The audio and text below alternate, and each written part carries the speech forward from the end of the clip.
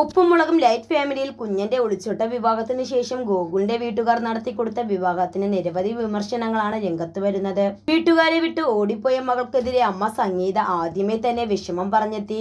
വിവാഹത്തിന് ക്ഷണിക്കാത്തതും എല്ലാ കുറ്റങ്ങളും മൂത്ത മകളായ പൊന്നൂസിന് നേരെ പറഞ്ഞതും ആ കുടുംബത്തെ വല്ലാതെ അങ്ങ് വേദനിപ്പിച്ചു. എന്നാൽ ഇപ്പോൾ നന്ദനയുടെ വിവാഹ സാരിയും മേക്കപ്പിനെയും വിമർശിച്ചുകൊണ്ടാണ് നിരവധി പേർ രംഗത്തെത്തുന്നത്. വിവാഹ സാരി കൊള്ളില്ല എന്നും മേക്കപ്പ് വളരെ ബോറായിരുന്നു എന്നൊക്കെയാണ് കമന്റുകളിൽ പറയുന്നത്. അതുകൂടാതെ ചേച്ചി പൊന്നൂസിന്റെ മേക്കപ്പിൽ എൻഗേജ്മെന്റിന് ഒരുങ്ങിയ കുഞ്ഞിനെ കാണാൻ വളരെ മനോഹരമായിരുന്നു, പക്ഷേ വിവാഹത്തിന് ഒരുങ്ങിയത് വളരെ ബോറായിരുന്നു. ഇങ്ങനെ നീളുന്ന കമന്റുകൾ അധികവും.